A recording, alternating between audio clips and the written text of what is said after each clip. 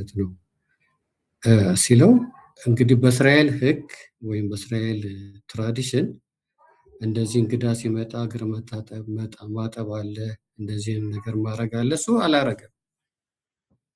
እች ሴት ግን ኢየሱስ መሰከረላት። እኔ ወደ ቤትህ ገባሁ፣ ውሃ እንኳን ለእግሬ አላቀረብክልኝም። እርሷ ግን በእንባዋ እግሬን አራሰች፣ በጠጉሯ አበሰች። አንተ አልሳምከኝም። እርሷ ግን ከገባሁ ጀምሮ እግሬን ከመሳም አለቀው። አንተ ራስ ዘይት አልቀባኸኝም እያለ ስለዚህ እጅግ ወዳለች እና ብዙ ያለው ኃጢአቷ ተሰርዮላታል፣ ጥቂት ከሚሰረይልኝ እያለ ይናገራልና አሁን ከዛ ቤት ውስጥ የዋናው ቶፒክ ስለ ኃጢአቱ ነው። ስለ ኃጢአት መሰረይና ስለ ኃጢአት መተው እዛ ቤት ውስጥ ኢሹ ሆነ ማለት ነው። ግን እዛ ኢየሱስ ተጠርቶ የመጣው እንግዳ ሆኖ ነው። እቺ ሴት በእንባዋ ለኢየሱስ ትናገር ነበረ። ኢየሱስ ደግሞ የውስጥንም እንባንም ማንበብ የሚችል ነው እና ኢየሱስ ካረገለችለትም በላይ ምንድን ያለው እጅግ ወዳለች እና ብዙ ያለው ኃጢአቷ ተሰርዮላታል፣ ጥቂት ግን የሚሰረይለት ጥቂት ተወት፣ እርሷም ኃጢአትሽ ተሰርዮልሻል አላት። ከእርሱም ጋር በማዕድ ተቀምጠው የነበሩት በልባቸው ኃጢአትን እንኳን የሚያሰርይ ማን ነው ይሉ ጀመረ። ሴቲቱም እምነትሽ አድኖሻል፣ በሰላም ሂጂ አላት ብሎ ያጠቃልላል። እዚህ ቦታ ላይ ኢየሱስ ከእንግድነት በላይ እንደሆነ፣ ኢየሱስ ንጉሥ እንደሆነ፣ ኢየሱስ ኃጢአትን ሊቅር የሚችል ጌታ በቤት ውስጥ ተቀምጠዋል እያለች ነው ሜሴጅ ያስተላለፈችው። አንዳንድ ጊዜ ኢየሱስ አንዳንድ መዝሙር ስሰማ እንግዳዬ እንደዚህ የሚል መዝሙር ሰማለሁ እና በጣም ያነሰ ይመስለኛል። ኢየሱስ ንጉሳችን ነው። ኢየሱስ ጌታችን ነው። እዚህ ቦታ ላይ ነገሮች ሁሉ ተቀያይረው ኢየሱስ ኃጢአትን ሊያሰረይ የሚችል ጌታ እንደሆነ እዚህ ቦታ ላይ ተሰበከ፣ እዚህ ቦታ ላይ ተነገረ። ስለዚህ ካለን ጊዜም ኢየሱስ በሕይወታችን እንግዳ ነው ወይስ ንጉሥ ነው? ኢየሱስ ጌታ ነው ወይስ እንግዳ ነው? ቁልፋችንን የምንሰጠው ሁሉ ነገር የምንሰጠው ነው ወይስ የሆነ ነገር እያደረግን ልናስደስተው የምንሞክር ነው? አንድ ጊዜ ቦንኬ ሲሰብክ የተናገረው እስከ ዛሬ ትዝ ይለኛል። 80 90ዎቹ አካባቢ እና አንድ ሰው ነበረና 10 ባለፎቅ አለው። ከዛ አንድ 10ኛውን ሰጠ። ከዛ ምሳሌ ሰጥቶ ሲያስተምር ነው። አንድ 10ኛውን ሰጠ። አሁንም ሰይጣን ያስቸግረዋል። ኢየሱስ ጋር ሄዶ ይደበቃል። 2 ብሰጠው እያለ 3 ብሰጠው እያለ እስከዛ አልተውም እና ሁሉንም ሰጠው ይላል ለኢየሱስ። ከዛም በኋላ ሰይጣን እንደለመደው መጥቶ ሲያንኳኳ በሩን የከፈተው ኢየሱስ ነው። ከዛ ሮንግ ፕሌስ ነው የመጣሁት ነው ያለው። ስለዚህ ወገኖቼ እቺ ሴት እዚህ ጋር የምታስተምረን በቤታችን ያለው ኪንግ ነው፣ ጌታ ነው፣ ኃጢአትን ይቅር የሚል ነው፣ ሊሰገድለት የሚገባ ነው፣ ልናመልከው የሚገባ ነው። በቤታችን ውስጥ ያለው ስምዖን ቤት እና ሕግ ሁሉ ጥሳ ነው የመጣችው ሴት ነች። ወንዶች በተሰበሰቡበት መሃል ኢየሱስ ባለበት ቦታ ሰምታ ውድ የሆነውን ነገር ይዛ ነው የመጣችው እና እግዚአብሔር እንደዚህ እንድናነግሰው ይርዳል። እግዚአብሔር እንደዚህ ከፍ ከፍ እንድናረገው ይርዳል። ስለዚህ ኢየሱስ ንጉሥ እንጂ ጌታ እንጂ እንግዳ አይደለም በቤታችን ውስጥ። ስለዚህ ጌታ እናመሰግናለን። ጸልየን እንጨርሳለን። እግዚአብሔር አምላካችን ሆይ እኔ ብቻ ንጉሴን በልቤ ላይ ሾምኩ እንዳለ ጌታ በልባችን ላይ ጌታ እንድትሆን እንግዳ እንዳትሆን የሆነ ነገር ልንሰጥህ ሳይሆን ሕይወታችን ልትቀይር ወደኛ መጥተሃልና ሁሉ ነገር ካንተ የሆነው ነገር እንዲገባን በኢየሱስ ክርስቶስ ስም በፊት እንበረከካለን፣ በፊት እንሰግዳለን፣ በፊት ያለንን ነገር እንናገራለን። ጌታ ኢየሱስ ሆይ በእኛ ቤት ውስጥ፣ በእኛ ልብ ውስጥ፣ በእኛ ቤተሰብ ውስጥ፣ በእኛ ትዳር ውስጥ፣ በእኛ አገልግሎት ውስጥ አንተ ንጉሥና ጌታ እንድትሆን በኢየሱስ ክርስቶስ ስም እንጸልያለን። ክብር ሁሉ ለአንተ ይሁን። አሁን የምንማረውን ትምህርት ባርክልን። እህታችንን ደግሞ እንድትረዳት እንድታግዛት፣ እኛንም እንድትረዳን እንድታግዘን በኢየሱስ ስም ጸልየን፣ በጌታ በኢየሱስ ስም አሜን።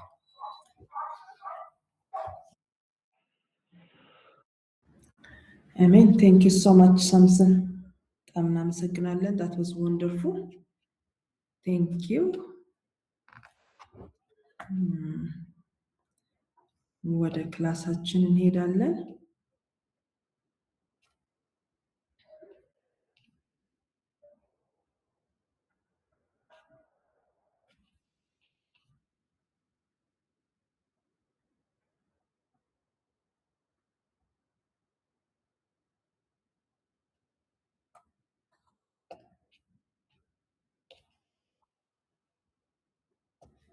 ይታያችኋል?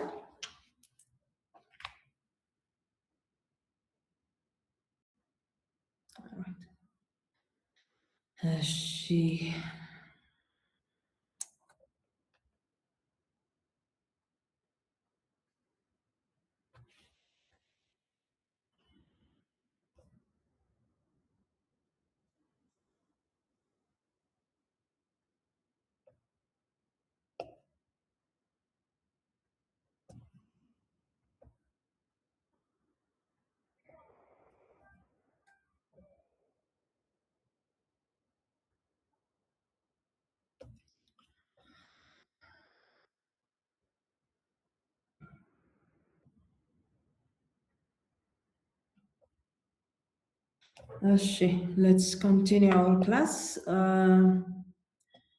Last time, I think, actually on our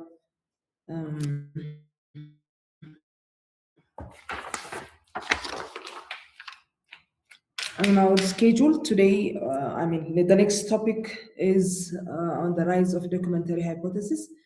If you remember last time, we stopped on, or maybe we go through the 4 criticisms, and I mentioned that the next class or the next discussions will be focusing on these criticisms. Also, the first one is source criticism. So when we want to talk about source criticism, we are basically talking about documentary hypothesis. So we will see kind of historical development of this documentary hypothesis, how it raises and how it rises and where it is now. So we'll see that historical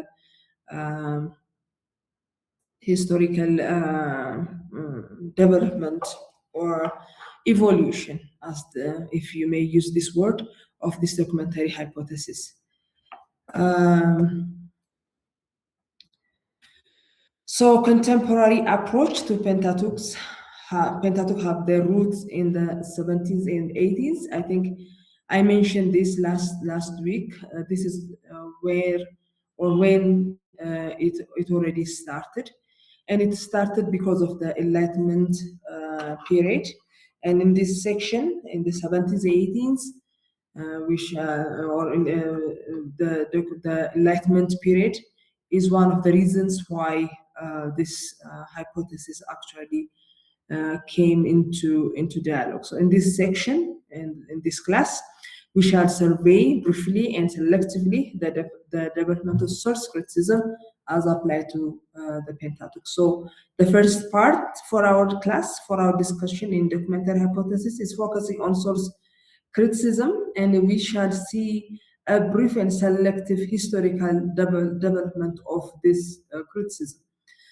From the period of the Enlightenment to the end of the 19th century. So this is where we'll be focusing on. Because during this time, documentary hypothesis or maybe source criticism is one of the criticisms, the prominent criticisms in this time. So the rise and development of documentary hypothesis is going to be our focus. This section, the next section, is thus a historical review, providing an important introduction to the topic ahead. So historical review and also a kind of an introduction, important introduction to the topics ahead. So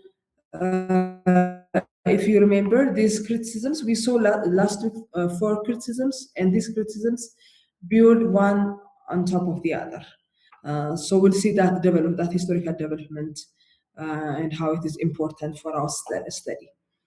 So the first one we'll see is source criticism, and source criticism actually not on the whole Old Testament is not actually our focus, but as an introduction, we'll see it for the whole study of the Old Testament. But our focus will be on the Pentateuch. This source criticism as a method started or originated in the mid-80s, in the mid-18th century.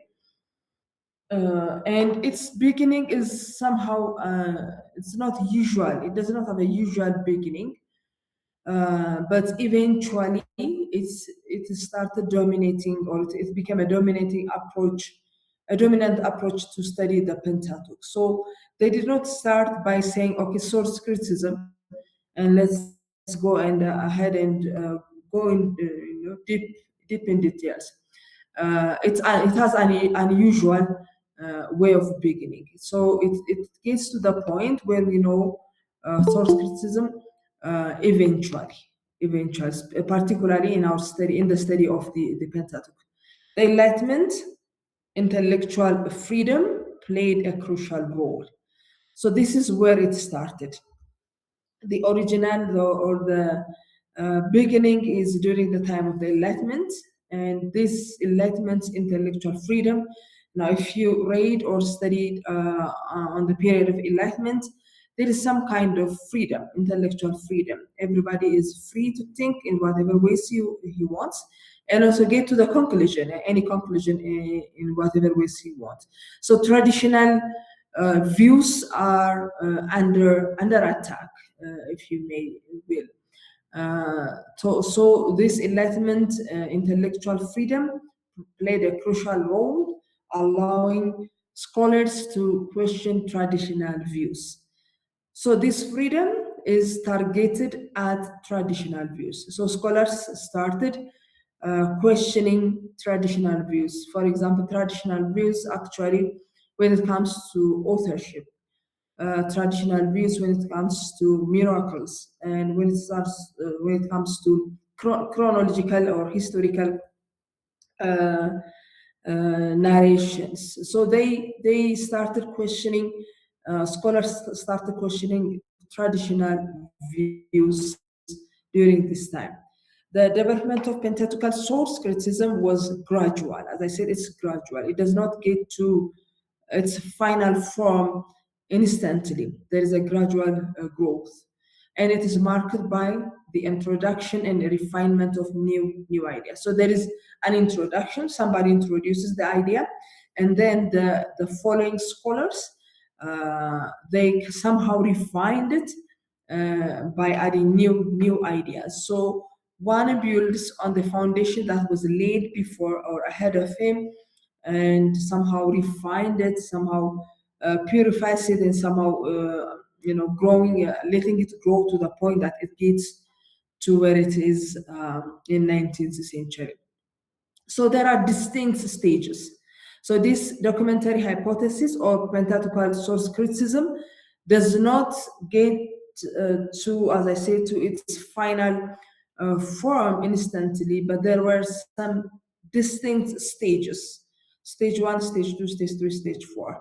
So distinct stages can be identified in this evolution, in this growth, in this development of Pentateuchal source criticism, each highlighting different models for explaining how the Pentateuch was composed. So it started from at some point in maybe primary stage, and then it grows gradually, and in each stage, highlighting each stage highlighting different models for explaining how the Pentateuch was composed. So it focuses on the Pentateuch and how it is composed. So they don't get to the final conclusion at one point or at some point, but they gradually get to that point. So we'll see some let me see. Stages, distinct stages. So the first stage is the older documentary hypothesis. This is the instant, or maybe the primary or the first stage. The second stage is fragmentary hypothesis, and then supplementary hypothesis, a new or the new documentary hypothesis, and the documentary hypothesis of Graf, Batek, and Wellhausen. So I know for some of us, when we think about documentary hypothesis, we immediately associate that with Wellhausen. But there are other scholars, and there are also stages, distinct stages, until we get to the point where Wellhausen is identified with this documentary hypothesis. ለዚህ ግልጽ ነው አይደለ? በአንድ ጊዜ ያልተደረሰም there are stages, እነኝህን stages ነው የምናየው ስለ documentary hypothesis ስናወራ ማለት ነው. And particularly we'll be focusing on the Pentateuch.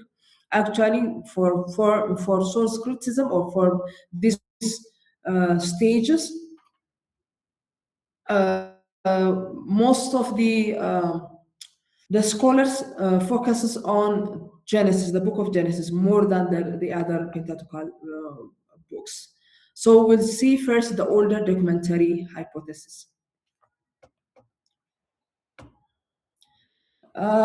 The authority, or maybe the scholar who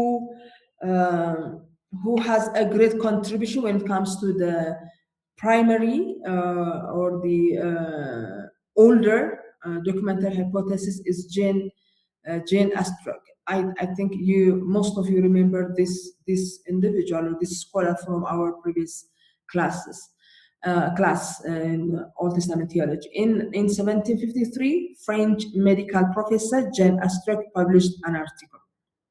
In his article, he argues that Moses compiled Genesis from early source documents. So this is the first, maybe the infant ideology when it comes to source criticism.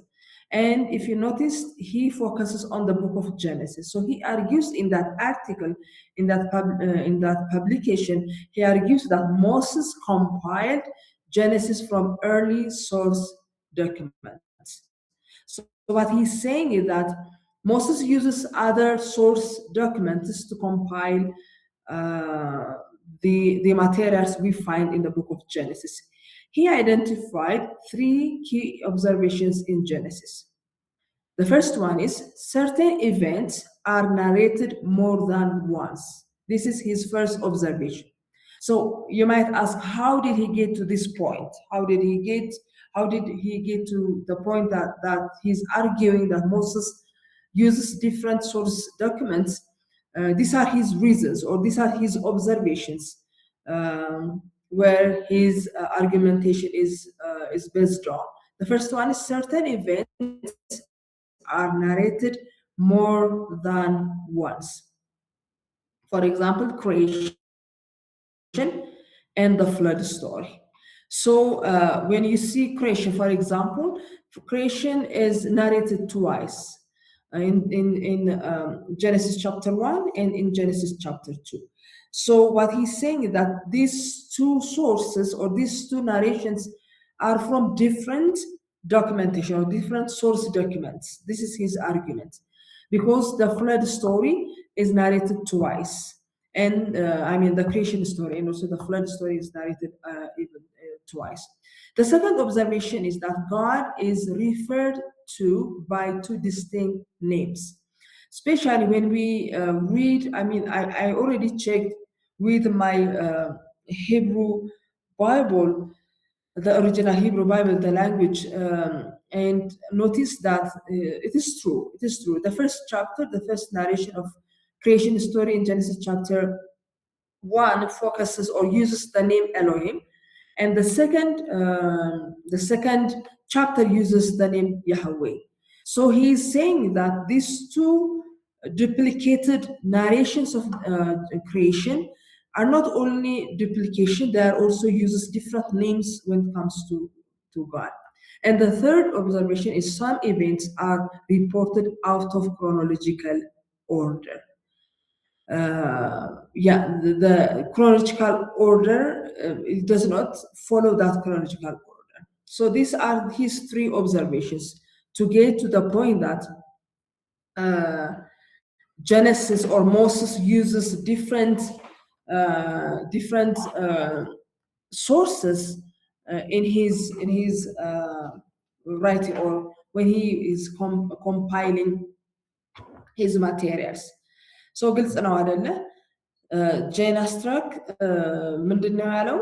ሙሴ ጀነሲስን ከሶስት ማቴሪያልስ ነው ኮምፓይል ያደረገው። እኛ እንደምናስበው ትራዲሽናል ቪው እንደሚለው ዳይሬክትሊ ከሂስቶሪካል ክሮኖሎጂካል ኦርደሩን ጠብቆ አይደለም የጻፈልን። ሲጽፍልን የጻፈልን ከተለያዩ ሶርስስ ዶክመንት አድርጎ ነው። ይህንንም ደግሞ እዚህ ኮንክሉዥን ላይ የደረሰበት ሪዝን ምንድነው ብለናል? ሶስት ሪዝንስ አሉት ብሎ ይናገራል። የመጀመሪያው ሪዝን አንዳንድ ስቶሪስ ኦር ናሬሽንስ አር ዱፕሊኬትድ ሪፒትድ ሆነዋል፣ ሞር ዳን ዋንስ ተጠቅሰዋል። ሁለተኛ ደግሞ የተለያየ የእግዚአብሔርን ስም የሚጠቀሙ ዶክመንትስ አሉ። ሶስተኛው ደግሞ እነኚህ ዶክመንትስ ሲጻፉ ክሮኖሎጂካል ኦርደር ጠብቀው አይደለም የተጻፉት የሚል ኮንክሉዥን ላይ ደርሷል ማለት ነው ይሄ ሰው። Based on these observations, Astrak tried to, he's attempted to decompose Genesis into columns. So he's trying to kind of dissect Genesis and categorize these sources individually.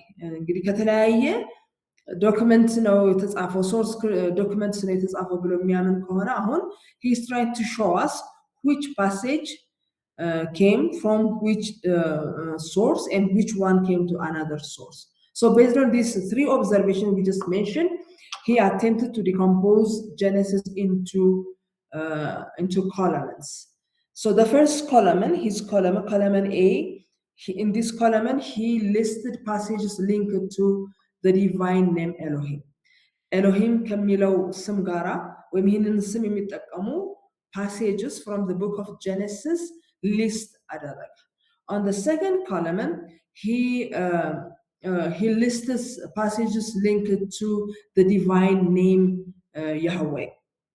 On the third column he lists passages that repeated events from A and B, meaning የኤሎሂምን ስምና የያህዌን ስም ከሚጠቀሙ ከነኚህ ዶክመንቶች ሪፒትድ ኢቨንትስ ወይም ደግሞ ስቶሪስን የደጋገሙትን ደግሞ ሴሌክት አድርጎ ኮለመንት ሲ ላይ አስቀመጠበት። ላክስ ዲቫይን ኔምስ፣ ዲቫይን ኔምስ የላቸውም ከላይ እንደተጠቀመጠው፣ ግን ደግሞ ስቶሪው ናሬሽኑ ሪፒትድ ሆነ ዱፕሊኬሽን የሚላቸውንም ደግሞ ሊስት አደረገ። In this, actually, in the third column, he could only find 2 verses. Certainly, ሁለት ቁጥሮችን verses ብቻ። In column D, he lists passages unrelated to Hebrew history, viewed as fragments from minor documents. So he lists or he categorizes on this column passages with stories or with narrations that's not directly related to the Hebrew history. Some verses could not be assigned to single column and were considered common to multiple sources. For example, Genesis 7:24, Genesis 9:28 and 29. In these passages, he could not assign them to a single column because they were considered common to multiple sources. It's not only from one source. Different sources actually talks about these sources or these documents. ለዚህ ከአንድ ሶርስ ሊገኙ ስላልቻሉ አንዳንድ ፓሴጅስ እነኚህ ፓሴጆች የሆነ አንድ ኮለመንት ወይ የሆነ ሲንግል ኮለመንስ ማስቀመጥ አልቻለም። Astruc proposes that Moses originally arranged these documents side by side. So the arrangement, his observation or his conclusion is that the arrangement by Moses is putting these documents side by side. Mingle adrugo storyun በደንብ አንዱ synchronized እንዲሆን አድርጎ ሳይሆን የጻፈው one after another compile አድርጎ arrange or originally doesn't arrange ያደረገው ብሎ ነው የሚያስበው. But later he says that copyists mistakenly merged them into the continuous narrative of Genesis we have today. So this might sound so silly for some of us, but this was very the impact he has scholarship በዛ ታይም ላይ የነበረው scholarship ላይ የነበረው contribution or influence was great. So his conclusion is that even though Moses actually put or arranged these columns side by side, there is another copyist or from others another editor mistakenly, he says, merged them into a continuous narrative of Genesis we have today. አሁን ዛሬ እንደምናገኘው መርጅ አድርጎ ያስቀመጠልን ሌላ ኮፒስት ነው እንጂ ሙሴ ኦሪጂናሊ እነኚህን ሶርስስ ያገኛቸውን ሶርስስ አሬንጅ ያደረገው ሳይድ ባይ ሳይድ ነው ያስቀመጣቸው የሚል ኮንክሉዥን ላይ ይደርሳል። I tried to put this አንድ ጊዜ ሐሳቤን ልጨርስ አስፋ ብንመለሳል ለጥያቄ ታይም ሰጣለሁ። እነኚህ his findings ወይም ኦብዘርቬሽኑን ያስቀመጠበት በእንደዚህ አይነት መልኩ ነው። So this column, the first column I try to arrange the first row A column A ብሎ ያስቀመጠው ነው። The second row column B, the third row column C, and the third row D, and also the unassigned verses. እንደዚህ አድርጎ ጀነሲስን ይከፋፍለዋል። So column A ኤሎሂም ብሎ ባስቀመጠው ውስጥ ያስቀመጣቸው passages qualify ወይ criteria for to be included in that column is passages using or linked to the divine name Elohim. ከኤሎሂም ስም ጋራ ወይም የኤሎሂምን ስም የሚጠቅሱ ፓሴጆችን እዚህ ጋር አስቀምጧል። For example, the creation narratives, the flood account. The creation narrative specifically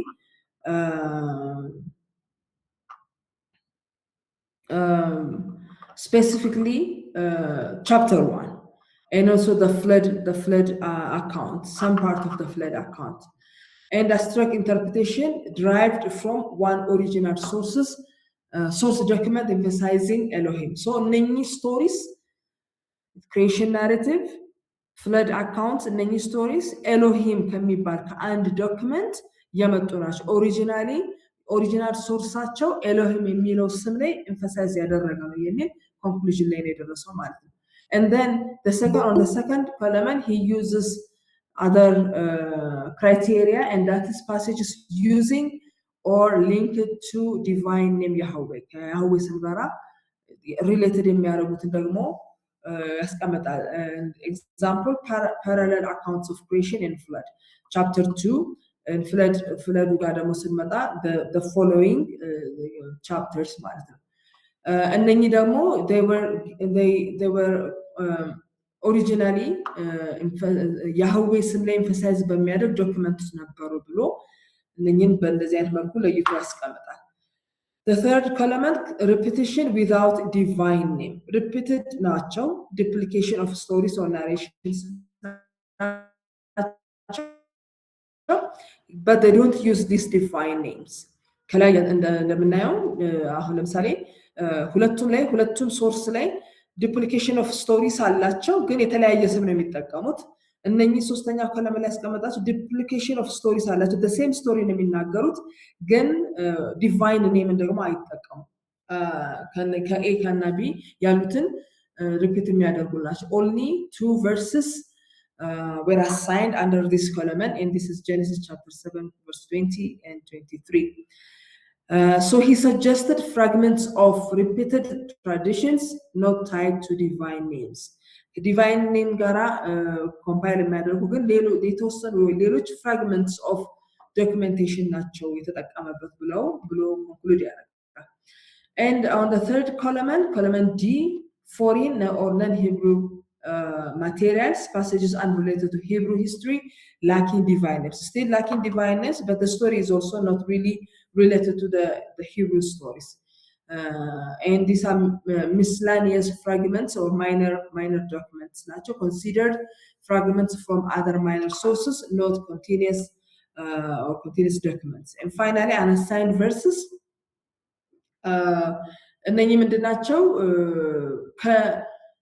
አንዱ ኮለመን ውስጥ ሊገቡ የማይችሉ ግን ሁሉም ሶርስ ውስጥ የሚገኙ ሀሳቦች ነው። ለምሳሌ ጀነሲስ 7:24 ስለ ኤም ስለ ቢም ስለ ሲም ያወራል። ጀነሲስ 9:28 and 29 ስለ ኤ ስለ ቢ የነኛን ስቶሪስ ይናገራሉ። seen as common to 2 or 3 original documents. So these are his conclusions. እነኚህ ዶክመንትስ በእንደዚህ አይነት መልኩ ነው ሙሴ ሳይድ ባይ ሳይድ ያስቀመጣቸው።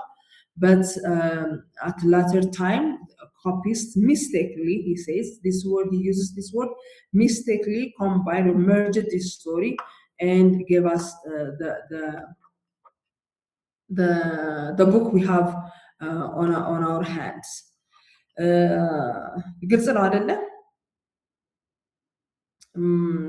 ጥያቄ አይ ቲንክ ማን ነበር ጥያቄ ያለኝ ያለው? አስፋው መሰልከኝ ጥያቄን ማቅረብ ይችላል። Yes, thank you, doctor. What about the source of priestly sources?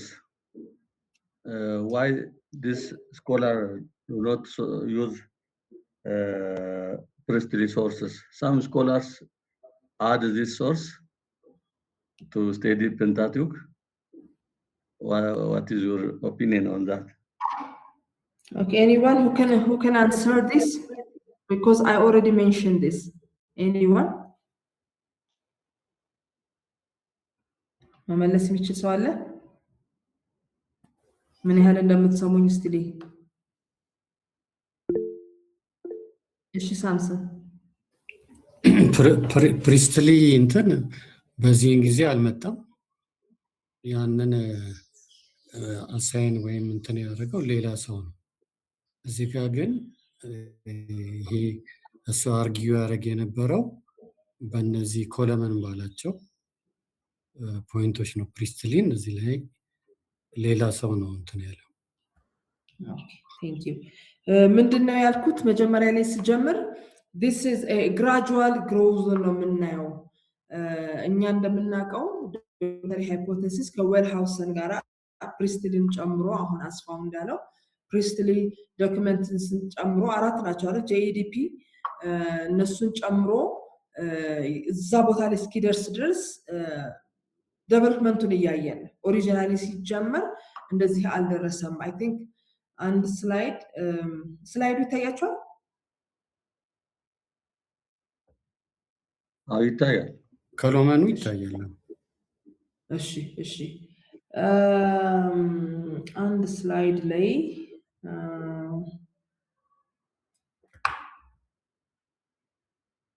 ይሄኛው ስላይድ ላይ የመጨረሻው ስቴትመንት ምን ይላል ይታያችኋል?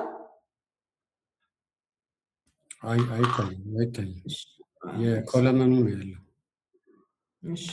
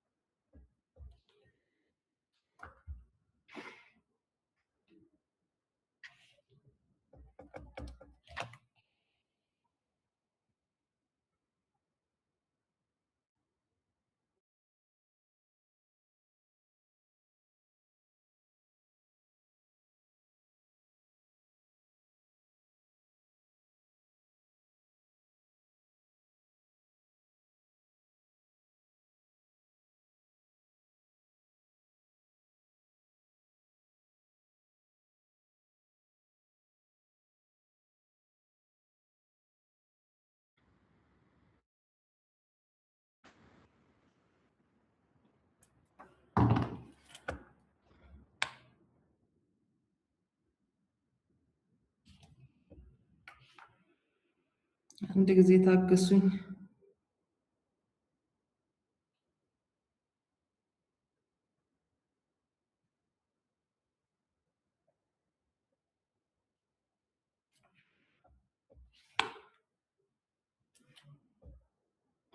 እሺ አሁንስ ይታያል?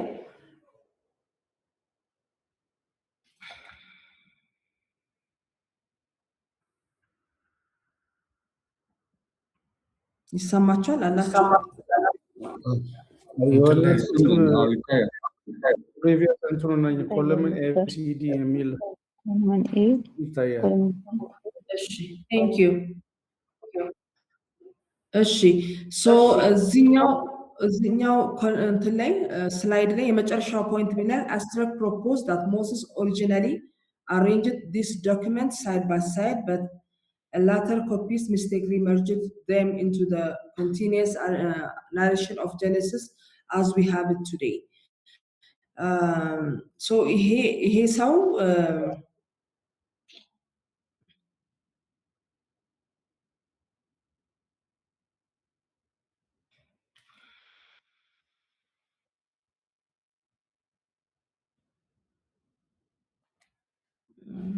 my laptop is going crazy.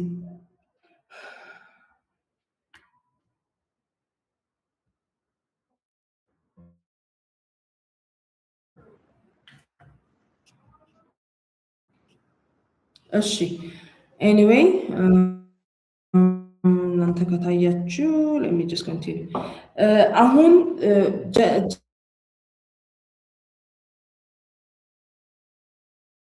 ዌልሃውሰን ጋር በተገናኘ ሳይሆን እዚህ ስቴጅ ላይ ስትመለከቱት ኦልደር ዶክመንተሪ ሃይፖቴሲስ አለ፣ ፍራግመንት ሃይፖቴሲስ፣ ሰፕሊመንተሪ ሃይፖቴሲስ፣ the new documentary hypothesis, and then the documentary hypothesis of Graf, Betek, and Wellhausen. So Wellhausen ጋር ስንደርስ ነው አራቱንም ሶርስስ ወይም JEDP የምንላቸውን ሶርስስ ፕሪስትሊን ጨምሮ የምናገኘው እሱ ላይ ነው። አሁን ገናኛ እያየን ያለ ነው the older documentary hypothesis ነው ገና እያየን ያለ ነው ማለት ነው። so the infant stage of documentary hypothesis እያየን ነው። ያንን ደግሞ መጀመሪያ ኦሪጂናሊ ይሄንን ሐሳብ ገና ያመጣው ሲጀመር ያመጣው ጄነስትሪክ የሚባለው ነው። እሱን ነው እያየን ያለ ነው። እሱ ደግሞ ራሱ ጄኔሲስ ላይ ያተኮረውን እንትኑን ኦብዘርቬሽኑን ወይም ደግሞ ኮንክሉዥኑን ነው እያየን ያለ ነው። ስለዚህ አስፋው እንደርስበታለን ፕሪስትሊ ሃይፖቴሲስ መቼ እንደመጣ እናያለን። ከዚህ ሰው ቀጥሎ የምናየው ኤኮርንስ የሚባል ነው። ሂስ ኮንትሪቢዩሽን ደግሞ እናያለን ቀጥለን። and this guy came after 15 years after Astruc after his death, about 15 years after Astruc's death, Johann Gottfried Eckert, 1752 to 1827, published this book, Introduction to the Old Testament, in 3 volumes. So in the second volume, he examined the authorship and composition of biblical books. So this guy focuses on almost all Old Testament books. And he came 15 years after Astruc concluded that Genesis or Moses compiled Genesis from these sources. Especially he focuses on the document, the source document that has Elohim or focuses on Elohim for the name of God and Yahweh's and other sources. But this guy, he focuses, or his publication is on the introduction to the Old Testament, and on his second volume, he examined the authorship and composition of biblical books. So when we say he examined, what we are saying is that he actually challenged the traditional view of authorship and traditional view of composition of biblical books, the whole Old Testament books. So regarding Genesis, he upheld the traditional view that Moses was its author. So he does not deny that Moses is the author, because for him Moses suited for this task, And he maintained, however, that Moses used older written records in composing Genesis. So together with Astruc, what they are saying is that they are not denying the authorship of Moses, but they are saying that Moses uses other documents. So let's see, when he examines authorship regarding Genesis, what he concluded is that actually Moses wrote the book, but he uses different records to compose Genesis. If you notice, we're just focusing on Genesis. And he believed two distinct documents could be discerned in Genesis. And they are identified by the divine description employed, Elohim and Yahweh, like Astruc እንዳለው ማለት ነው. And also repetitions within the text. So he actually is somehow accepting Astruc's conclusion. If you notice, Astruc has three observations. The first one is repeated የሚያደርጉ stories አሉ። ሁለተኛ ደግሞ different documents የእግዚአብሔር የተለያየ ስሞች ይጠቀማሉ። ሶስተኛው ምን ነበር? Let me see. Some events are reported out of chronological order. Chronological order ሳይጠቀም ነው ሪፖርት የተደረጉት የሚለው ሐሳብ ይዟል። ከነኚህ መካከል ሁለቱን አኮርንስ ሁለቱን ደግሞ ፕሮሞት ሲያደርግ እናያለን። የመጀመሪያው ዲቫይን ኔምስን ተጠቅመዋል። የተጠቀሙ ዶክመንትስ አሉ። እንደገና repetition within the text እናገኛለን ይላል። His division of Genesis largely followed Astruc's model, though he claimed Astruc had not influenced him. He said that this is actually he's saying that this is my own observation. He's not Astruc did not influenced me ብሎ ይናገራል። ግን the same conclusion ላይ እንደደረሱ actually ደግሞ የአስትራክስን ሞዴል እንደተከተለ ማየት እንችላለን። Apart from minor modifications, Acorn's work reinforced the idea of multiple source underlying Genesis. ስለዚህ በትንሽ ነገሮች ነው እንጂ የሚለያየው ልክ አስትራክ እንዳለው ጸሐፊ ሙሴ ቢሆንም የተለያዩ ማልቲፕል የሆኑ ሶርስስን ተጠቅሞ ነው ጀነሲስን የጻፈው የሚል ሐሳብ እንደነበረው ማየት እንችላለን። ከዚህ ቀጥሎ ሶስተኛው ኢምፖርታንት ኢንዲቪጁዋል is Elgins, and now let's see his contributions. In 1798, Carl David Elgins published the documents of the Jerusalem Temple Archive. That is his title, translated from this German word or terms, the documents of Jerusalem Temple Archive. When he wrote it first, he wrote it in Germany, and he succeeded Acorns, but argues that Genesis was composed of 17 separate documents. So he is adding on them, and he came up with 17 separate documents.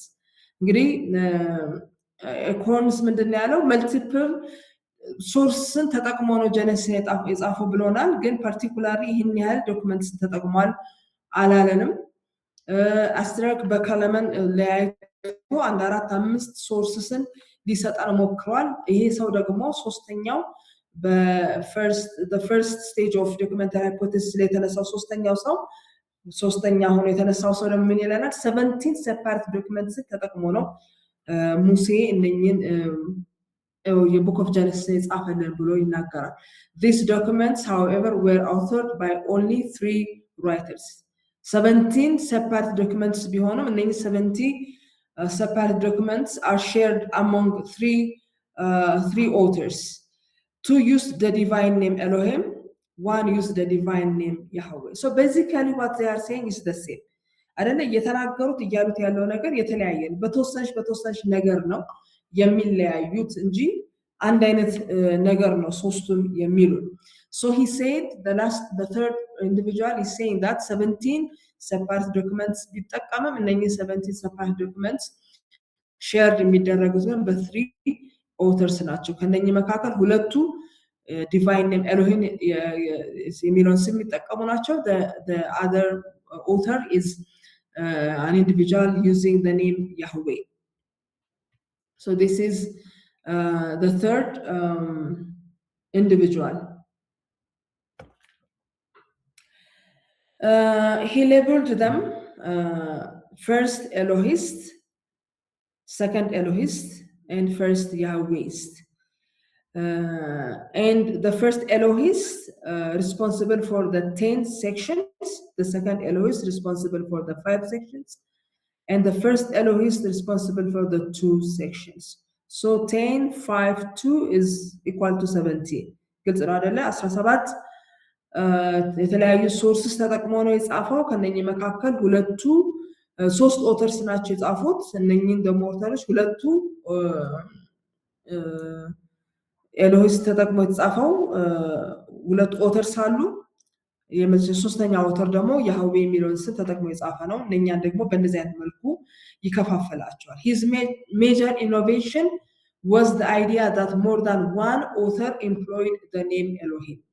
ኤሎሂም የሚለውን ስም ከአንድ ፈርስት ኤሎሂም እና ሰከንድ ኤሎሂም ብሎ በመለያየት ከአንድ ኦተር በላይ ወይም ከአንድ ሶርስ በላይ ይሄንን ስም ተጠቅሟል የሚለውን ሐሳብ ላይ መድረሱ ነው his innovation or major innovation ተብሎ የሚወሰደው።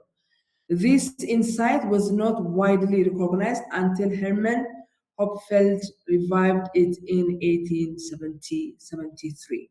So these 3 individuals are very important when it comes to the older documentary hypothesis. አንዱ ላይ እየጨመረ እንዲሄዱ ማየት እንችላለን። So let's summarize these 3 individuals or their findings. The older documentary hypothesis, the approaches of Astruc, Ekorn, and Iggen are collectively known as the older documentary hypothesis. የመጀመሪያው documentary hypothesis. This represents the earliest phase of Pentateuchal source criticism. We are still focusing on source criticism. Their conclusions were drawn mainly from the study of Genesis alone. This is what we already saw. Apart from the opening chapter of Exodus, they did not extend the theory to the other books of the Pentateuch. ስለዚህ እነኚህን ሰዎች ስንመለከት ኮንክሉድ የምናደርጋቸው ነገሮች እነኚህ ናቸው። የኦልደር ዶክመንተሪ ሃይፖቴሲስ እናወራ ስለነኚህ 3 ሰዎች ነው የምናወራው። The earliest phase of Pentateuchal source criticism ላይ ያን ሪፕሬዘንት የሚያደርጉ ናቸው። ጀነሲስ ላይ ብቻ ነው ጥናታቸው ፎከስ ያደረገው እነኚህ ሰዎች።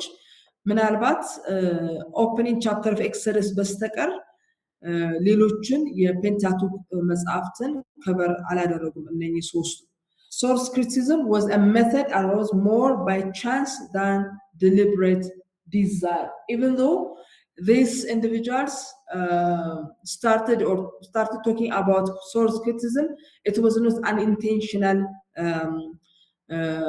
creation or intentional የሆነ innovation ነገር አይደለም።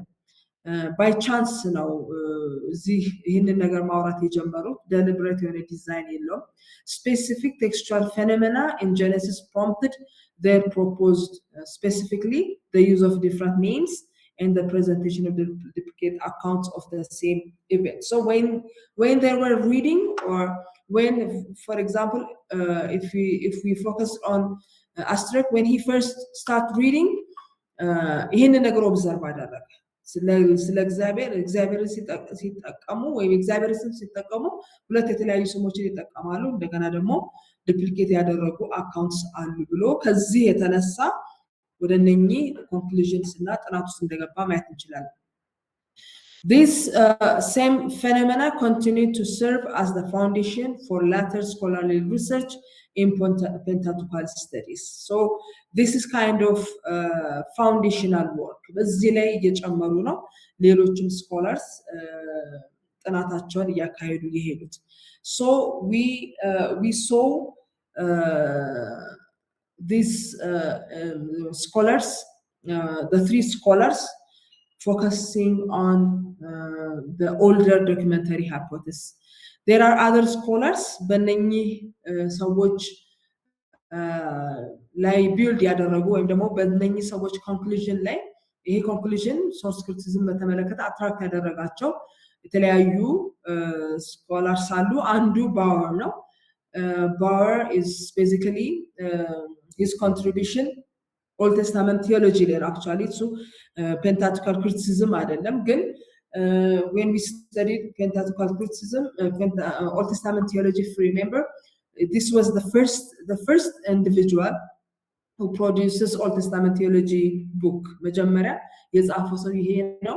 ይሄ ሰው ደግሞ ይሄንን ማቴሪያል ሲጽፍ ቤዝ ያደረገው the older documentary hypothesis በሰሩት በእነኚህ ሶስት ሰዎች ላይ በእነሱ ሐሳብ አትራክትድ ሆኖ ነው Old Testament theology ሊጽፍ የቻለው። So Bauer in 1755 to 1806 was the first to produce an Old Testament theology. In his introduction, he aimed to investigate Israel's idea of God and providence impartially. If you remember, ስለ እግዚአብሔር ያላቸው ሐሳብ ቴዎሎጂ ላይ ሞር ስለሚያተኩር ማለት ነው። እስራኤላውያን ስለ እስራኤል ያላቸው ስለ እግዚአብሔር ያላቸው ሐሳብ from primitive ከሆነ አስተሳሰብ religious አስተሳሰብ እያደገ መጣ እንጂ ኦሪጂናሊ ይሄ አልነበራቸውም የሚል ኮንክሉዥን ወይም የሚል ሐሳብ የነበረው ሰው ነው። ሶ ዛሬ ነው ጥናቱን በዛ ነው የጀመረው። traces the history of Israel's religion through successive stages of development. Through time develop አደረገ እንጂ through history develop አደረገ እንጂ even monotheism is a latter time idea or understanding of God የሚል conclusion ላይ የደረሰ ሰው። ስለዚህ ይሄ ሰው ግን ይሄንን ሐሳብ ሊያነሳ የቻለው ቤዝ ያደረገው Pentateuchal criticism or source criticism ላይ ባተኮሩት በእነኚህ ሰዎች ሶስት ሰዎች ሐሳብ He emphasized the need for correct chronological arrangement of the Old Testament books. If you remember, he even tried to rearrange the Old Testament books. Rearrange አድርጎ the first the Pentateuch መጽሐፍቶችን a later time production ናቸው እንደውም to the point after the exile የተጻፉ ናቸው የሚል ኮንክሉዥን ላይ የደረሰ። ምክንያቱም ሞኖቴይዝም የሚለው ሐሳብ መጀመሪያ ኦሪጂናሊ የነበረ ሐሳብ አይደለም ብሎ ስለሚያስብ ማለት ነው። ግን ይሄ ሰው ይሄንን ሐሳብ ላይ የደረሰው ይሄንን ሐሳብ ያነሳው ከነኚህ ሶስት ሰዎች ጽሁፍ የተነሳ ነው። He argued that few books were wholly written by the figures whose names they bear. When it comes to authorship, he almost challenged all the traditional view of authorship. ሁሉንም መጽሐፍቶች ከጥቂት መጽሐፎች በስተቀር ስሞቻቸውን የያዙ መጽሐፎች የተጻፉት በእነኚህ ሰዎች አይደለም ብሎ ነው የሚያምነው። Most books are compilation of Hebrew documents and fragmentary historians edited by later compilers. So ለምሳሌ ፔንታቱክ ሙሴ ነው የጻፈው እንላለን፣ ግን ይህ ሰው ሙሴ አይደለም የጻፈው። በሙሴ ስም ግን በጣም ኢምፖርታንት የሆነ ሪሊጂየስ ፐርሰን ስለነበረ በሙሴ ስም later time compilers or editors ናቸው የጻፉት የሚል ኮንክሉዥን ላይ ደርሷል። ኦተርሺፕ ላይ ሲመጣ ማለት ነው። Even seemingly unified books contain interpolations, additions and appendices from different ages. That's his conclusion. እንዴት እዚህ ላይ ደረሰ? ምን እነማን ናቸው ወይም የትኞቹ ነው በእንደዚህ under this category list የሚያደርጋቸው የሚለው የእናንተ ፈርዘር ጥናት ወይም ደግሞ ከኦልድ ቴስታመንት ቲዮሎጂ ክላሳችሁ ጋር ያንን በደምብ ሲንተሳይዝ ያደርጋችሁ ማየት ትችላላችሁ። but unified የሆነ ሐሳብ እንኳን ያላቸው የሚመስሉ መጽሐፎች ተጨማሪ ሌሎች ሐሳቦችን የያዙ ይዘዋል። ዲፈረንት ስቴጅ ላይ ሐሳብ ያላቸው parts incorporate አድርገዋል ብሎ ያስባል። Earlier and later ideas are woven together, making it difficult to disentangle them. Monotheism አንዱ ኦልድ ቴስታመንት ቲዮሎጂ ላይ አንዱ ይሄ ሰው በጣም አርጊው የሚያደርገው monotheism is a later time understanding or belief ነው እንጂ primitive የሆነው ህዝብ ያኔ የነበረው ህዝብ ይሄ አንደርስታንዲንግ ነበረው ብሎ አያምንም ነበረ። ስለዚህ በኋላ ነው ኢንተርዊቭን የተደረጉ to the point that separate ማድረግ እስከማንችል ድረስ በጣም ታሪክ ውስጥ በጣም ተሰፍተው ውስጥ ተደባልቀው የተቀመጡት በኋላ ነው የሚል ኮንክሉዥን አለው። His view of religious development is like this: in Abrahamic time, God was a family deity among many gods. Religious development evolve develop የሚሄድ ነው religion. Monotheism መጀመሪያ አልነበረም፣ ግን በዛ ዘመን ምን ነበር? the family deity among many gods ከሌሎች አማልክት ጋራ አብሮ እንደ ፋሚሊ ዲቲ ተደርጎ ነው በአብርሃም ታይም ለሚወሰድ የነበረው እንጂ ሞኖቴይስቲክ የሆነ belief የላቸውም እግዚአብሔርን በተመለከተ የሚል ኮንክሉዥን አለው religious development ላይ በተመለከተ ማለት ነው። in Moses time this family god became a national deity።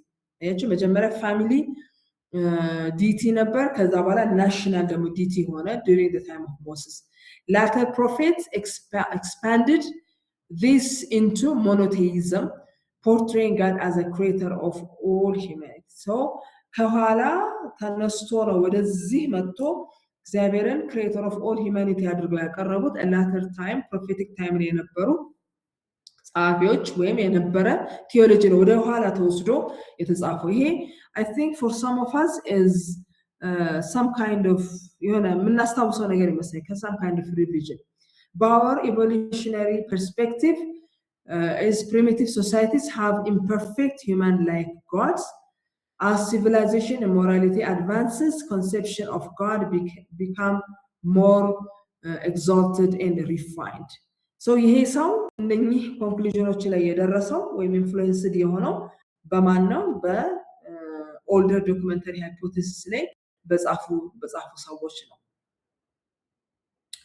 He argued the Old Testament presents progressively changing portraits of God, sustained by the fragmentary and contradictory nature of the texts. So Bauer incorporated early source critical insights. For example, distinguishing between Jehovah records and an Elohim records ይሄንን in Genesis ውስጥ accept አድርጓል። and ይሄንን ግን accept ቢያደርግም compile የተደረገው ግን በዳዊት ዘመን ነው ብሎ ነው የሚያምነው። Parts of Deuteronomy were written after Moses, reflecting a more advanced theology than Exodus to Numbers. Exodus to Numbers ውስጥ ካለው theology more advanced የሆነ theology የያዘው part of Deuteronomy ግማሹ የተጻፈው ከሙሴ በኋላ ነው የሚል ሐሳብ አለው። እንግዲህ ይሄ this contribution or his contribution is now somehow currently overlooked, but it dominated 19th century Old Testament studies and paved the way for later critical scholarship. So በ19ኛ ክፍለ ዘመን ጀምሮ ለነበረው Old Testament studies ትልቅ ኢንፍሉዌንሻል የሆነ ኮንክሉዥን ሐሳብ የነበረ ሰው ነው። even though ዛሬ ብዙ ቦታ ባይሰጠውም በጣም ኢንፍሉዌንስ አድርጓል during this time. Compared to later time, Bauer's studies was simplistic, largely a collection of texts arranged to support his developmental theories. So most important ሐሳብ ከባውርስ conclusion is that his assumptions about religious development influenced his dating of sources, a tendency still seen in modern research. ስለዚህ ትልቁ ፋይንዲንግ ምንድነው? religious development ላይ ዛሬ ትልቅ አስተዋጽኦ የነበረው ሰው። ስለዚህ documentary hypothesis or the older documentary hypothesis በዚህ ሰው ላይ ትልቅ አስተዋጽኦ እንደነበረ ማየት እንችላለን። አንዳንድ ሐሳቦች ሪፒቴሽን ስለሆኑ ማለፍ ፈልጋለሁ።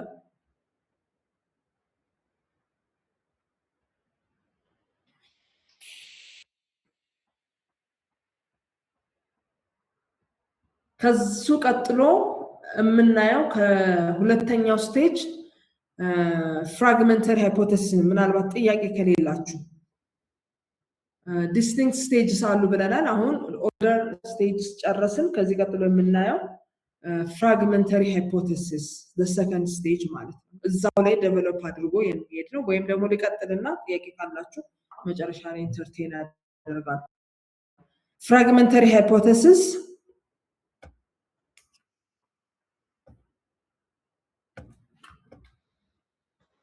the second phase of source criticism differed from the initial stage in two key ways. የመጀመሪያው the scope expanded,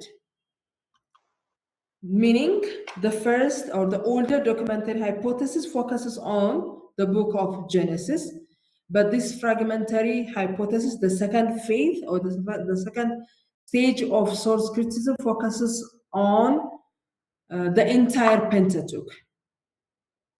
ግልጽ አይደል? ያኛው ጀነሲስ ላይ ብቻ ያተኮሩ ናቸው። ሶስቱ ኢንዲቪጁዋልስ ጀነሲስ ላይ ብቻ ያተኮሩ ናቸው።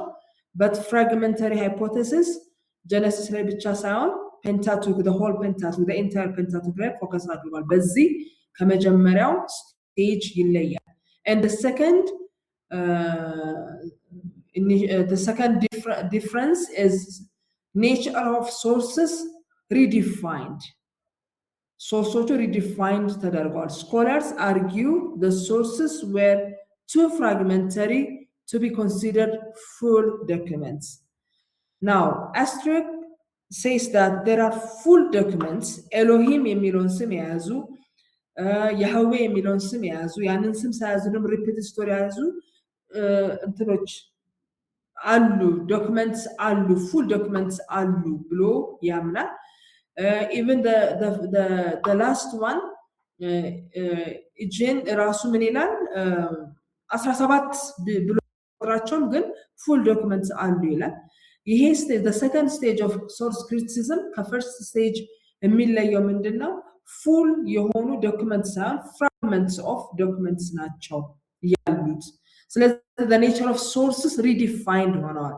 redefine ያደረገው ምንድነው? they argue the sources were too fragmentary to be considered full documents. full document አድርገን እንዳንወስዳቸው በጣም fragmentary ማለት በጥስጣሽ የሆኑ fragmentary ስንል አይደል ቁጥራጭ ወይ በጥስጣሽ ማለታችን የሆኑ ዶክመንትስ ናቸው የሚል ሐሳብ ይዘው የሚነሱ። the idea that Genesis was composed from extensive continuous documents was rejected. ለዚህ ጀነሲስም ቢሆን continuous ከሆነ extensive ከሆነ documents የመጣ ሳይሆን actually በጣም fragmented ከሆኑ documents የመጣ ነው የሚል ሐሳብ ናቸው ያላቸው። as a result the older documentary hypothesis gave way to the fragmentary hypothesis ወደሚለው stage second stage ሄደ ማለት ነው። the first individual under this fragmentary hypothesis is Alexander Geddes, and he was a Scottish Roman Catholic priest, and he was the earliest proponent of the fragmentary hypothesis. Fragmentary hypothesis መጀመሪያ introduce ያደረገው ሰው ነው፣ Catholic priest ነው። In 1792 in London he published the first volume of the Holy Bible, which included a new translation of the Pentateuch and Joshua. Pentateuch and Joshua በተመለከተ በተለይ በእነኚህ ስድስት መጽሐፎች ላይ አዲስ ኢንተርፕሪቴሽን አዲስ ትራንስሌሽን included አድርጎ መጽሐፍ ቅዱስን ፐብሊሽ አድርጓል። ይሄ ሰው እንግዲህ ይሄ ሰው ለየት የሚያደርገው he is not publishing books or articles, he is publishing the Bible. መጽሐፍ ቅዱስን ፐብሊሽ ያደረገ ሰው። In 1800 he released critical remarks on the Hebrew alongside another translation of the Bible. Hebrew Bible ላይ critical የሆኑ ሪማርኮችን እንደገና ሪሊዝ አድርጓል። ፐብሊኬሽንም ሊሆን ይችላል or speech ሊሆን ይችላል። Hebrew Bible ላይ በደንብ ያተኮሩ ክሪቲክ ሐሳቦችን release አድርጓል። In both works, Jerez rejected Mosaic authorship of the Pentateuch. So until now, in the older Pentateuch documentary hypothesis, generally the three individuals, including the Old Testament theology scholar Bauer, accepted Moses. Actually, Bauer did not accept Moses. That's his difference from the three individuals or scholars. ግን ሶስቱ scholars ምን ላይ ነው ፎከስ ያደረጉት ወይ ነው ምን ላይ ነው አግሪ የሚያደርጉት common understanding ናቸው Moses is the author of Genesis ብሎ ነው የሚያስቡት። እዚህ ጋር ግን ስንመጣ ይህ ሰው rejected Moses mosaic authorship of the whole Pentateuch ሙሉ መጽሐፍ ቅዱስን ሙሴ አልጻፈም የሚል ሐሳብ ነው ያለው። He argues that the Hexateuch Genesis from Joshua was compiled by an editor in Jerusalem during Solomon's reign who compiled numerous fragments. ስለዚህ አምስት አይደለም ስድስት ነው ብሎ ነው የሚያስበው። ስድስቱን መጽሐፍ አንድ ላይ ፔንታቱክ ሳይሆን ሄክሳቱክ ብሎ ነው እንግዲህ የወሰዳቸው። እነኚህ ስድስቱንም መጽሐፍ በሰለሞን ዘመን የነበረ ኤዲተር ነው ኮምባይን ያደረጋቸው from numerous fragments ኮምባይን አድርጎ የጻፈው በሰለሞን ዘመን ነው እንጂ ሙሴ የነኚህ መጽሐፍት ጸሐፊ አይደለም የሚል ሐሳብ ያለው ሰው። He suggested these fragments came from two circles of tradition. The first one is one using the divine name Elohim. The second one is the other using the divine name Yahweh. አሁንም ሲሚላሪቲ አለው አያችሁ ዶክመንታሪ ሃይፖቴሲስ አሁንም ኤሎሂምና ያህዌ የሚሉት ሐሳቦች ላይ ያተኮረ ነው ግን ፍራግመንትስ ናቸው ፉል ዶክመንትስ አይደሉም according to Jerez fragments of documents ናቸው still fragments ቢሆኑ numerous ብዙ ቁጥር ያላቸው fragments ቢሆኑም ግን እነኚህ fragments two category ያላቸው through ወይ two circles of tradition የመጡ ናቸው Elohim የሚለው ሰው የሚጠቀምና Yahweh የሚለው ሰው የሚጠቀም His preference for a fragmentary explanation was influenced by the legal codes in the latter Pentateuch which appeared independently and self-contained. Legal codes በዚህ መጽሐፍቶች ውስጥ የምናገኛቸው legal የሆኑ codes ማለት maybe covenantal codes ሊሆኑ ይችላሉ ይሄን agreement ሲደረግ የሚመጡ የሚያደርጓቸው ዶክመንትስ ሊሆኑ ይችላሉ እነኚህ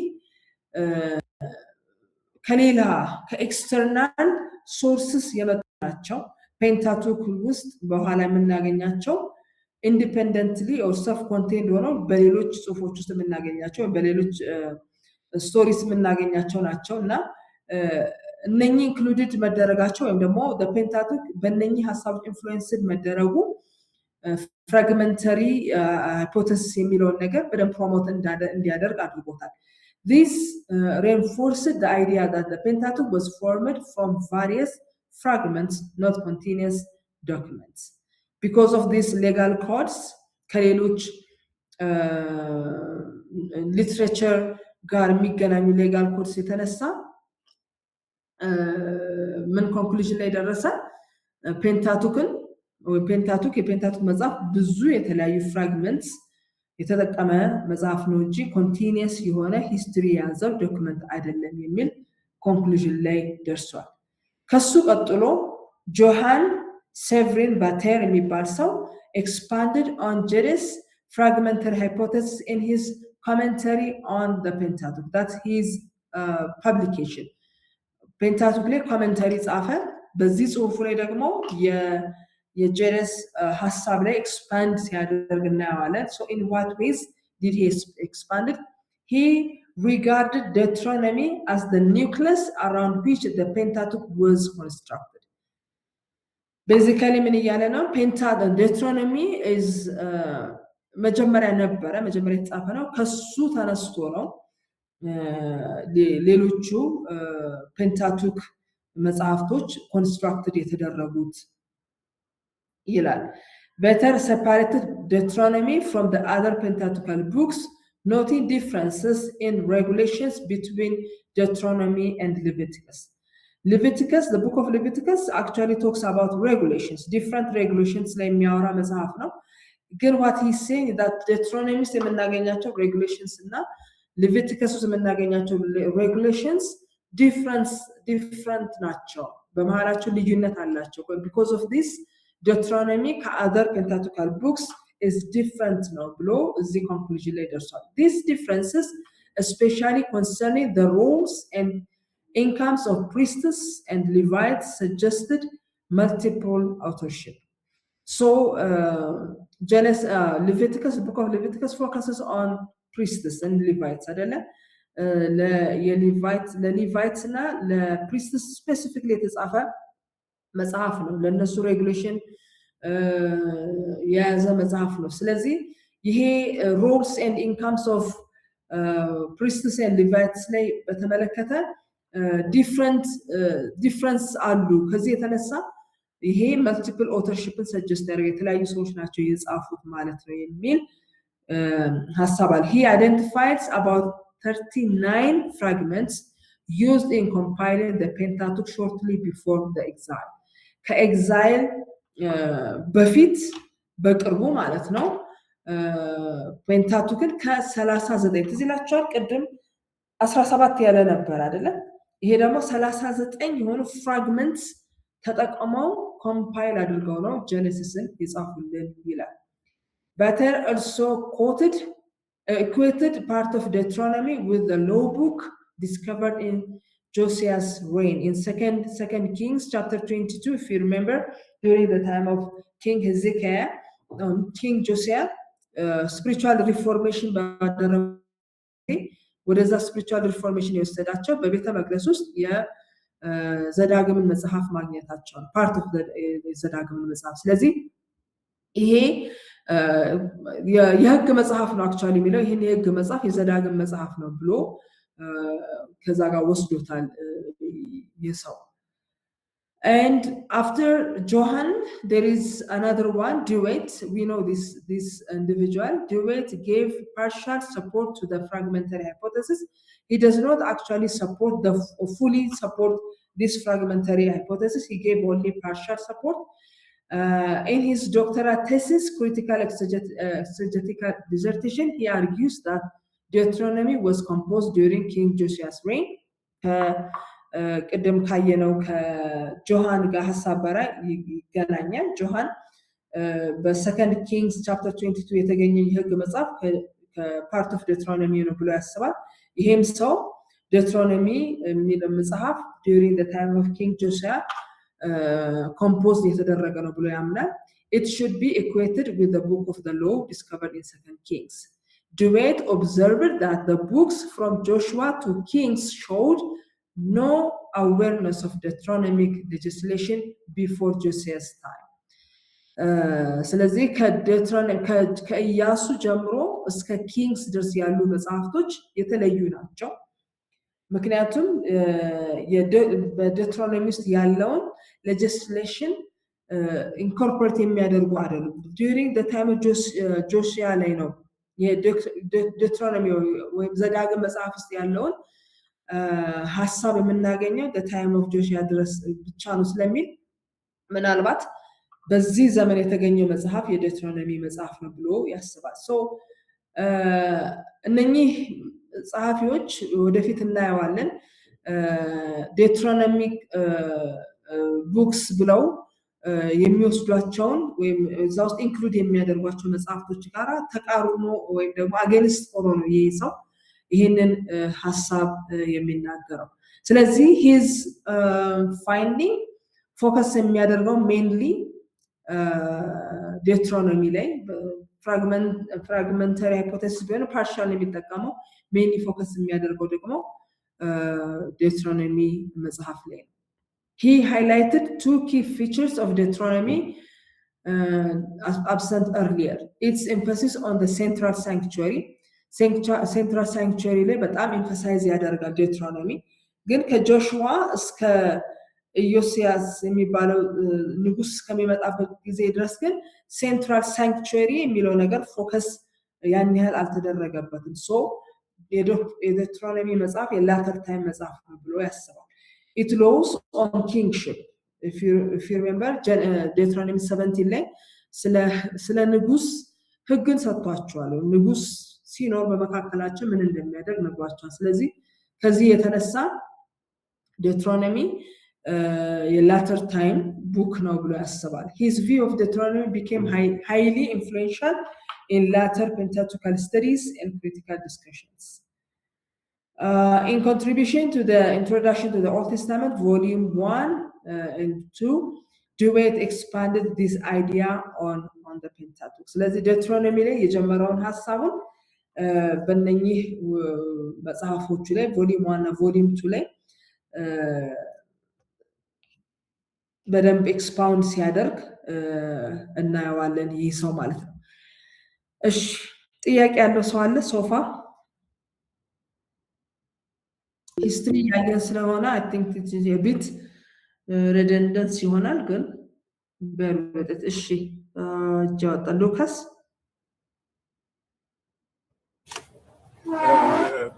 ተሪ እጅግ በጣም አመሰግናለሁ። ደስ የሚል ፕሬዘንቴሽን ነው በእውነት እጅግ በጣም የሚያረካ ነው። አመሰግናለሁ በእውነት። በመቀጠል አንድ ትንሽ ጥያቄም አይደለም ግን እኛ አሁን ይሄንን ትምህርት ሲመለከተው አንድ ከማህበረሰባችን ጋር ከነበረው አስተያየት እና ከትምህርቱ ጋር የሚጋጭ ነገር ስለነበረ በዛ ዙሪያ ላይ ትንሽ አስተያየት ለመስጠት ነበረ። እንግዲያውስ እኛ በጣም አግራሪያን ሶሳይቲ ወይም የአግሪካልቸራል ማህበረሰቦች ነን። በተለይ ለዚያውም ደግሞ በበሬ የምናርስ ሰዎች ነን። ኮሚኒቲ ያለን ሰዎች ነን።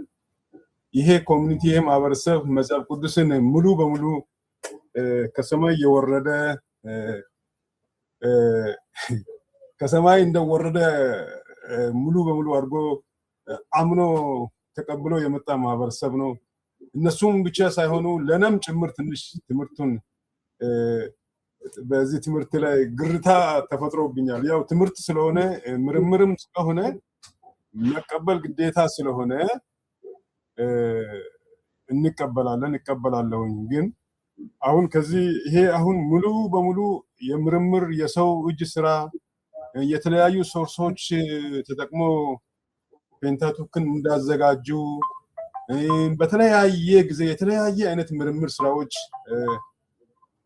አልፎ እንደመጣ ነው የሚያሳየው እና እኛ ደግሞ የተቀበልነው ምንድነው? የእግዚአብሔር ቃል ነው።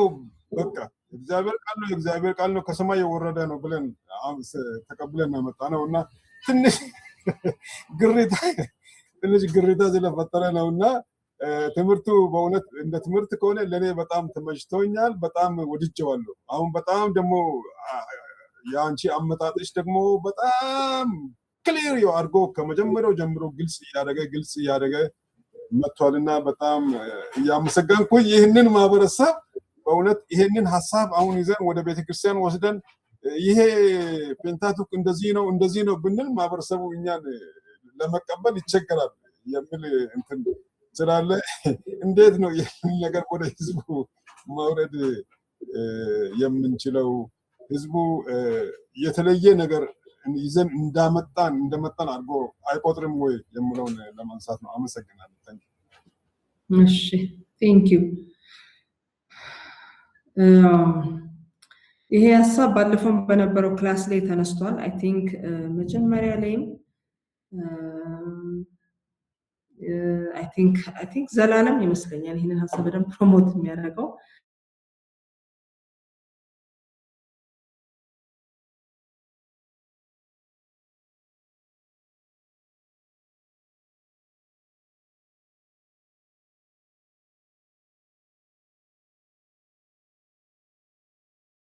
ምን ሐሳብ አለ? እሺ ሳምሰን። እኔ አንደርስታንድ የማደርገው እነዚህ ስኮላሮች በመጀመሪያ እንትናቸውን አደንቃለሁ።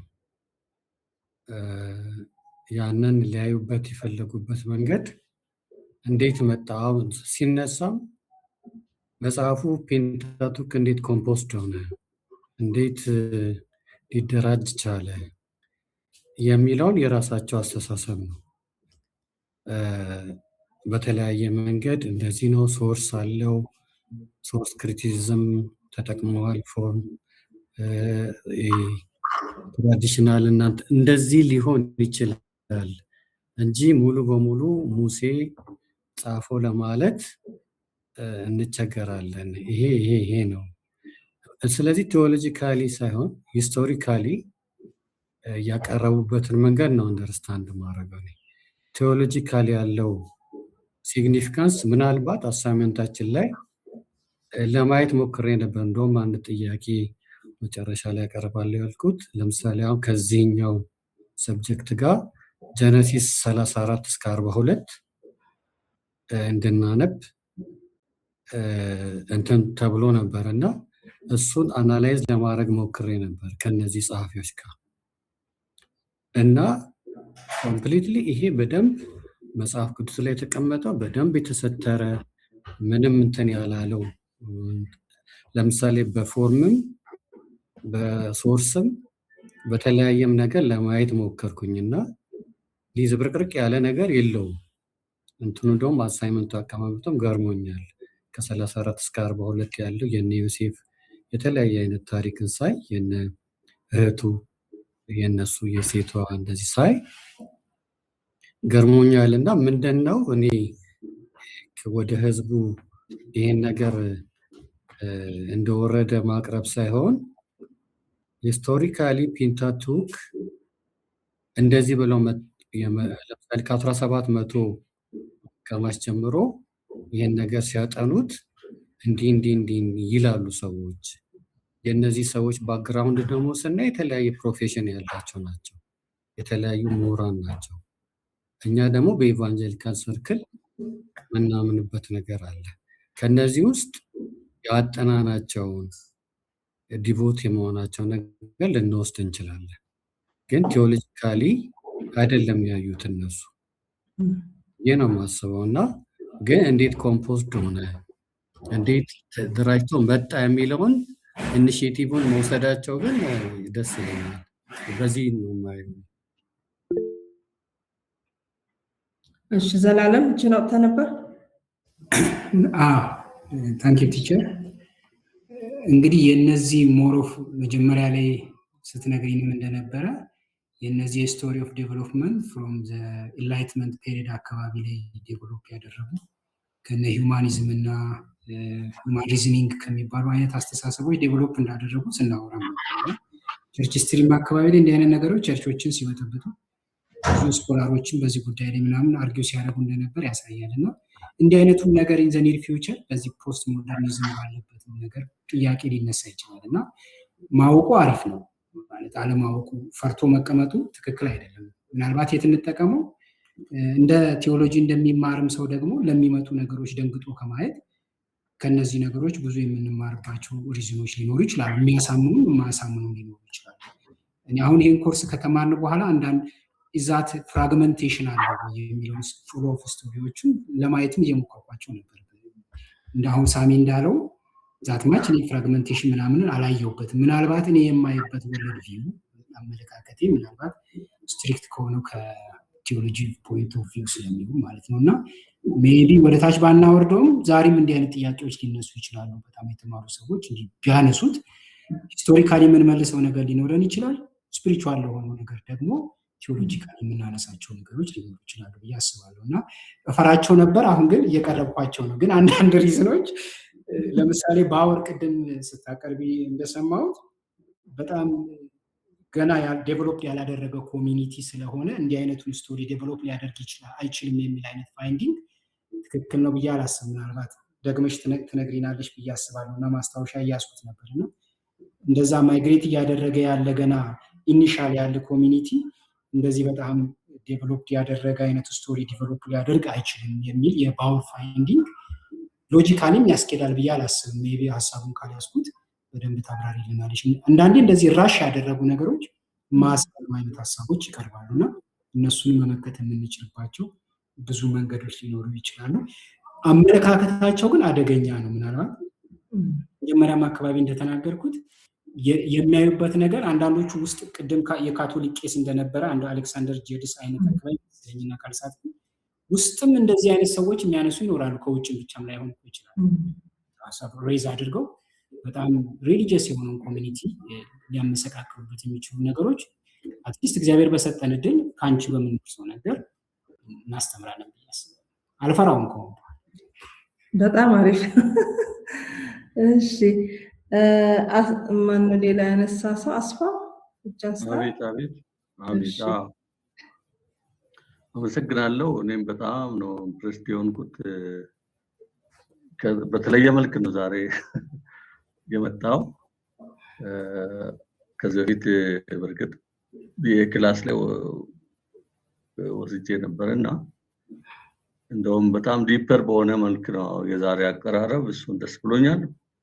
አሁን እንደተነሳው እንደነዚህ አይነት ጉዳዮችን እኛም ገና ወደ ብስለት ወደ አልመጣው ማህበረሰባችን ይዘን የምንሄደው አይሆንም። ኢቭን እንኳን እንደዚህ ይላሉ ብለን ማለቱ ራሱ ላይገባ ይችላል። ግን በዲሳፕል ክላስ ብቻ እንደዚህ አይነት ነገሮችን እንዲህ ነበረ ሆኖም ግን ብለን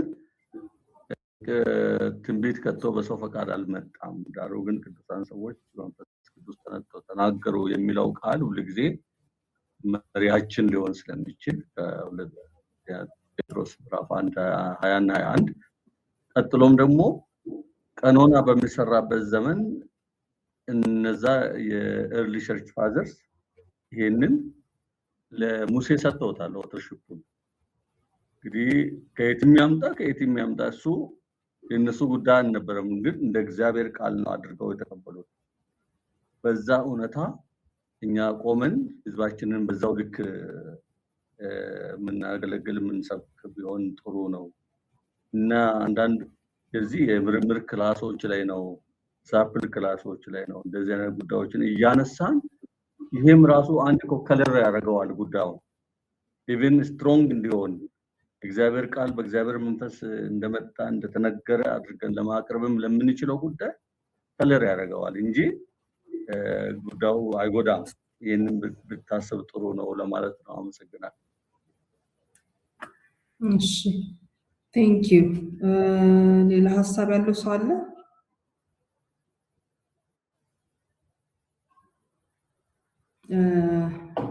እሺ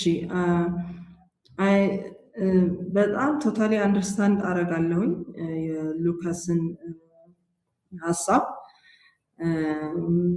ጥንቃቄም ፍርሃት ባደለውም ጥንቃቄም እንደሚያስፈልገው ያለውን ሀሳብ በደንብ ሼር አደርጋለሁኝ። ግን አንደኛ ሴቲንጉን ማየት ነው ያለብን። እኛ አሁን we are in college የኮሌጅ ተማሪዎች ነን።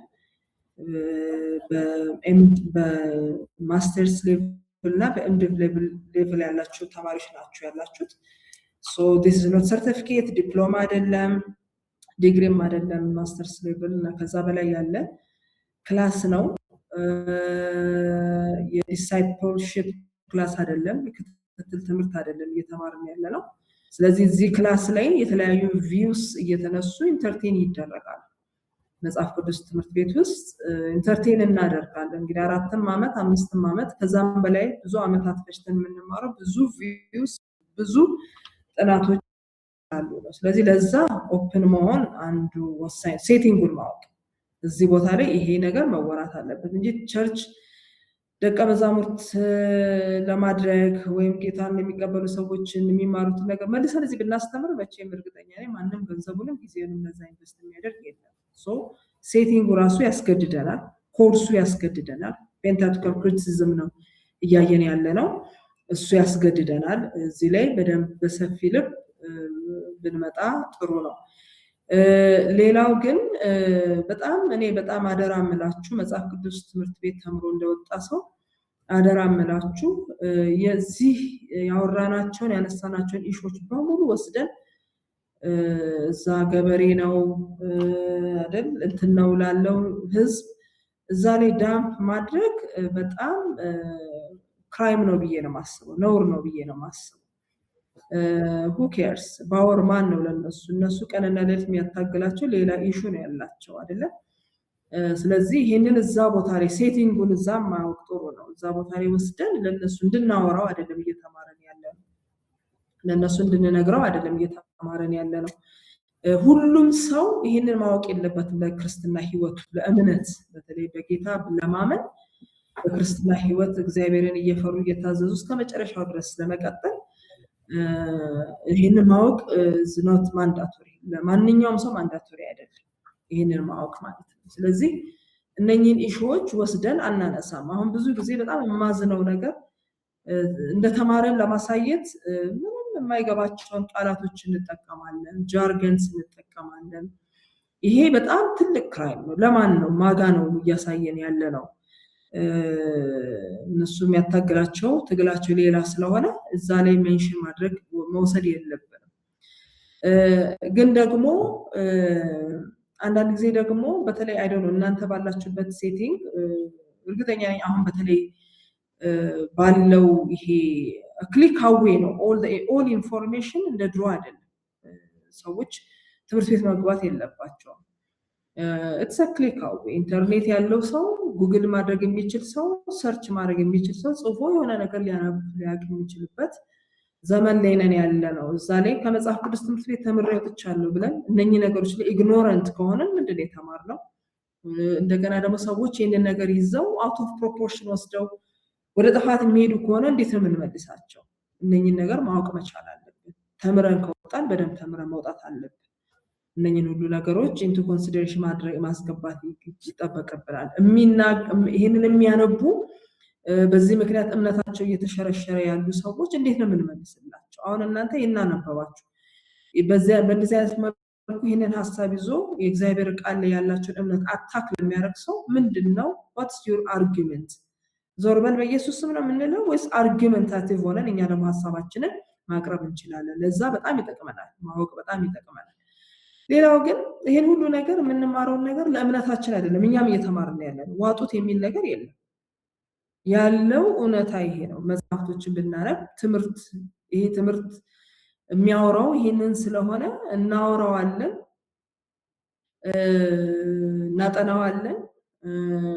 ኢፍ ዊ አር ደግሞ ብሬቭ ኢነፍ በተለይ አሁን እኔ አሁን ዘላለም ካለው ሀሳብ ተነስቼ በጣም ተስፋ ሰጥቶኛል ዘላለም። ምክንያቱም አይ ሪሜምበር ኦልድ ቴስተመንት ቴዎሎጂ ስንማር he was በጣም ቶታሊ አገንስታት። ለምንድን ነው የምንማረው? አያስፈልገንም የሚል ሀሳብ የነበረው ልጅ አሁን ግን ይህንን ነገር ወስዶ እንዴት መጠቀም እንዳለበት ማድረግ ትልቅ ተስፋ ነው ለኔ የሚሰጠኝ፣ እንድቀጥል የሚያደርገኝን ተስፋ ነው የሚሰጠኝ። እኛ አሁን እነኝህን ሀሳቦች ወስደን በደንብ ኢንተርናላይዝ አድርገን የእግዚአብሔርን ቃል እኔ ሞር በነገራችን ላይ እንደዚህ አይነት ነገሮችን ሳነብ በጣም ይገርመኛል። በጣም ከሚገርሙኝ ነገሮች መካከል ይሄ ቃል ስቲል አሁን መስራቱ በእኔ ህይወት ሲሰራ ስላየሁት፣ በሰዎች ህይወት ሲሰራ ስላየሁት፣ ይሄ ሁሉ አታክ ደርሶበት እንደዚህ ሁሉ ተብሎ ፍራግመንትም ተባለ እንትንም ተባለ ምንም ተባለ፣ ግን ስቲል ይሰራል፣ ቃሉ ይሰራል። እዛ ላይ እምነታችንን የምናደርገው እዛ ላይ እምነታችንን የምናደርገው ኤክስፒሪየንሳችን እኛ ህይወት ውስጥ የሰራው ነገር ላይ እናደርጋለን። ይሄን ሁሉ ነገር ዋጡ የሚል የለም። ምናልባት አንዳንዶቻችን ፈተና አሪፍ ብለን ተፍተነው በቃ ከዛ በኋላ ማናስቡ ሊሆን ይችላል። እንትንህ ቢገባኝም ለሌሎቻችንም ግን በዚህ መንፈስ በዚህ ሀሳብ ነው ከአሁንም በኋላ ያሉትን ክላሶች ማየት ያለብን።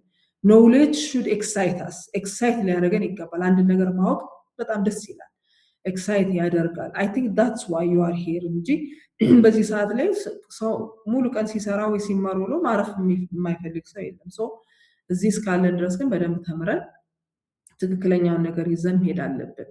አድቫይዝ የማደርጋችሁ ነገር እነኝህን ነገሮች ተምራችሁ ይሄንን እንደ ኢንትሮዳክሽን ውሰዱት። ሪድ ኦን ኢት፣ አንብቡ እዚህ ላይ እና ሞር በእግዚአብሔር ቃል ላይ ያላችሁን እምነት ሶሊዲፋይ አድርጉት። ይሄ አታክ እንዲያደርገው ሳይሆን ሶሊዲፋይ እንዲያደርግላችሁ ለእነኚህ ሀሳቦች መልስ ሊሆኑ የሚችሉ ነገሮችን በጣም ማዘጋጀት አለ።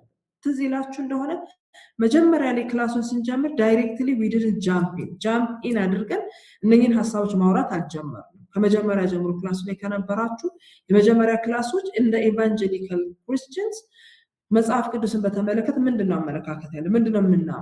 ለምሳሌ የሙሴ አውቶርሺፕን ፔንታቱክን በተመለከተ እናምናለን ወይ? አዎ እናምናለን። ለምንድነው የምናምነው?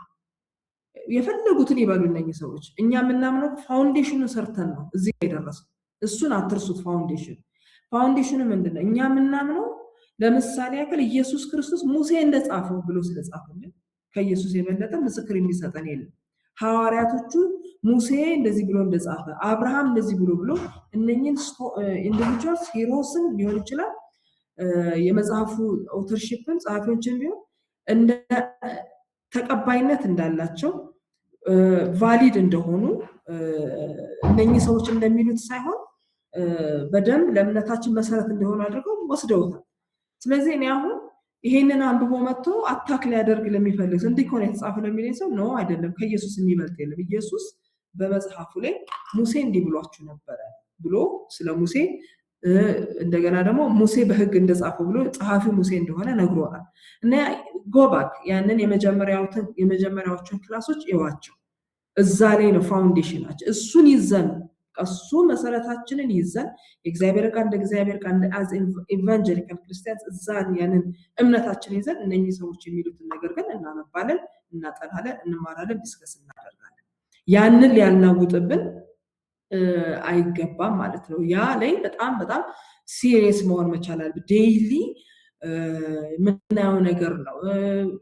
ኢየሱስ ብሎታል፣ ሐዋርያቶቹ ጽፈውታል፣ በእኛ ህይወት ቅድም እንዳልኩት ሲሰራ አይተናል፣ አንብበን ተጽናንተናል፣ አንብበን ተገስጸናል፣ አንብበን አቅጣጫን አግኝተናል ነው። አንብበን የእግዚአብሔር ቃል በህይወታችን የሚሰራ ነው ስለሚል የሚሰራ ነው። በአዲስ ኪዳን ላይ ብቻ ሳይሆን ኢቭን በብሉይ ኪዳን ላይ ስለ እግዚአብሔር ቃል ሲናገር ዝናብ ከሰማይ ወርዶ ምድርን ሳያረሰርስ እንደማያወጣ ቃሌም አይደል ሳይፈጽም አይወጣም፣ ቃሌ በተራሮች ላይ ሲዘል ይመጣል፣ ቃሌ እንደ መዶሻ ነው፣ ቃሌ እንደዚህ ነው ተነግሮልን ያንን ደግሞ በህይወታችን ኤክስፒሪየንስ አድርገናል።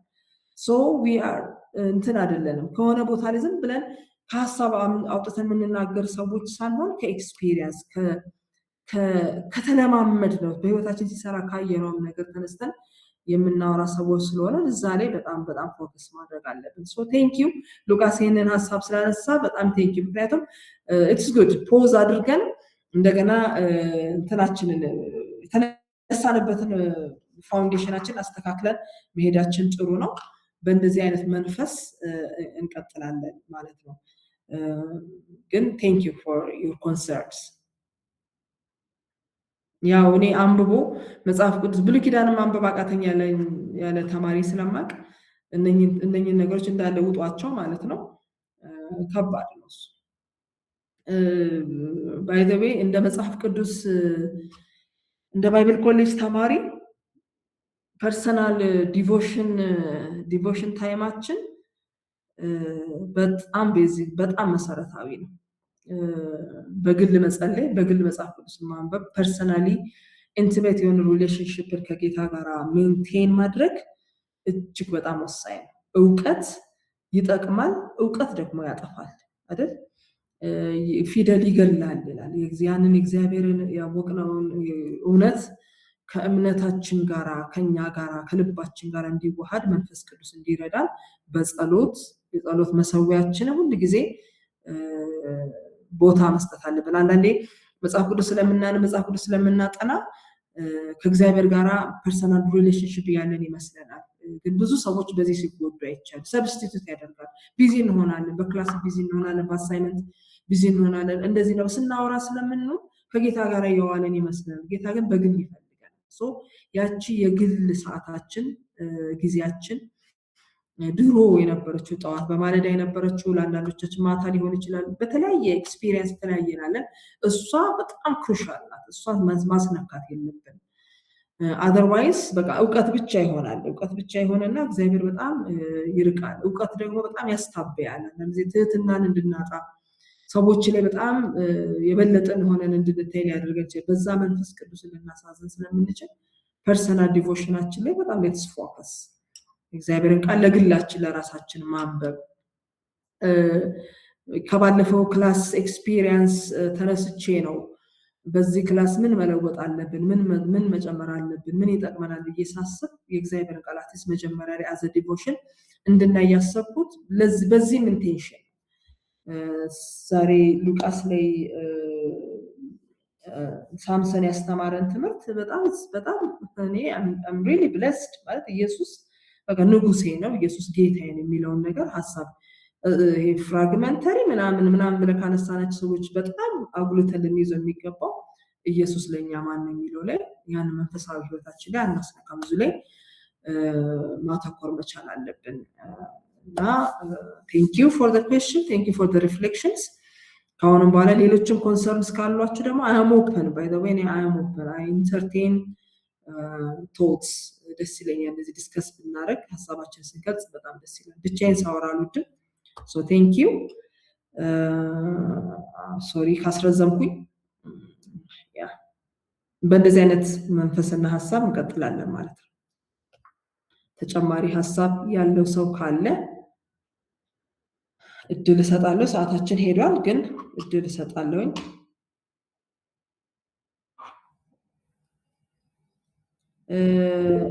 እኔ ምናልባት ቆይ አንድ ጊዜ እሰጣለሁኝ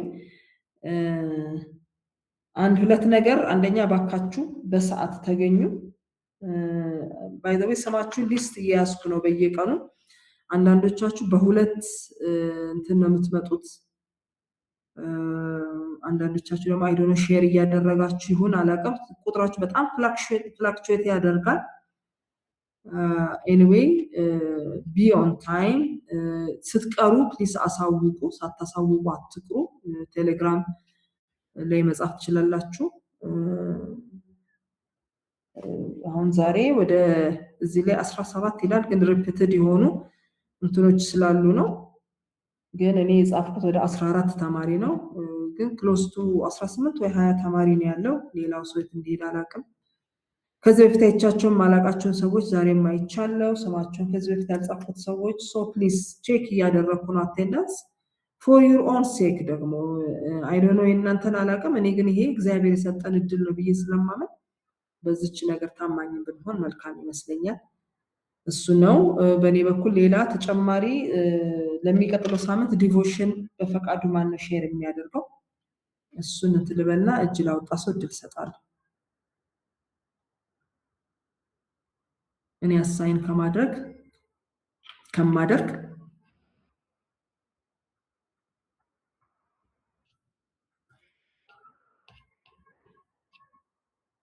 ለ10 ደቂቃ ያነበበው ሼር የሚያደርግልን ሳሊ ነው ሳሊ ጃውጣ ለጥያቄ ነው ወይስ ለዲቮሽን ለዲቮሽን ነው ቲቸር እሺ thank you so much ስለዚህ ሳሊ next week እሱ ይጀምርልናል ማለት ነው ልክ ነኝ ፕሮናንስ አረግ ሳሊ ነው ሳሊ ተበቅላል ሳሊ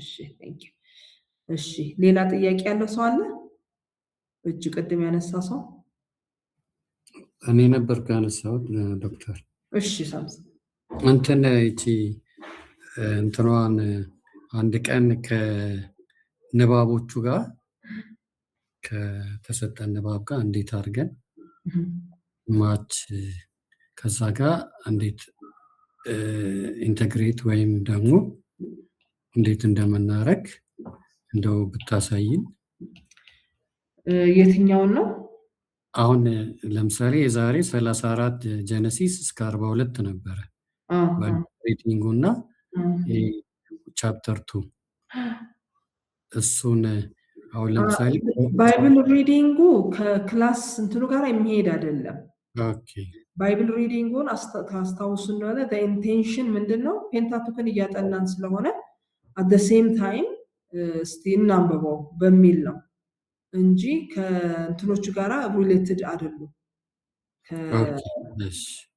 ለብቻው አንድ ያው እናንተን እንድታነቡ ለማነሳሳት ነው ግልጽ ነው ኦኬ ያንን እንትን አርጋችሁ ዶክመንት አድርጋችሁ እንትን እንድትሉ ነው እንጂ እናንተ እንትኑን እየተጠበቃችሁ ሂዱ ስኬጁሉን እየተጠበቃችሁ ምናልባት እንትኑ ላይ ሳያው አሁን የኛ ስኬጁል ትንሽ late ሆነናል ዛሬ I think we were supposed to theories of dating and Israel's history ማየት ነበረብን ግን will manage እንደርሳለን እዛ ላይ ዲስከሽኖች ባለፈው ክላሶች ላይ ስላተኮረ ነው ግን እናንተ ቀጥሉ ለዚህ ሐሳብ ግልጽ ነው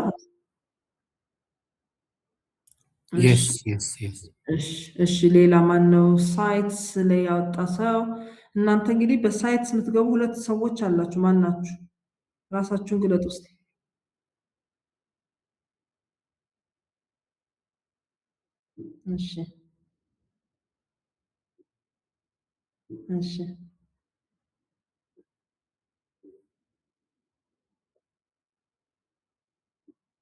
እሺ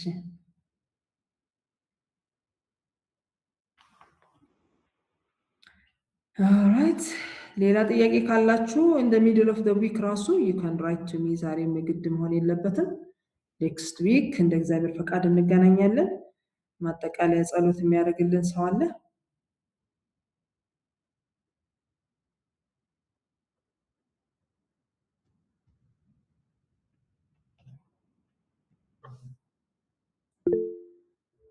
እሺ ዮናታን thank you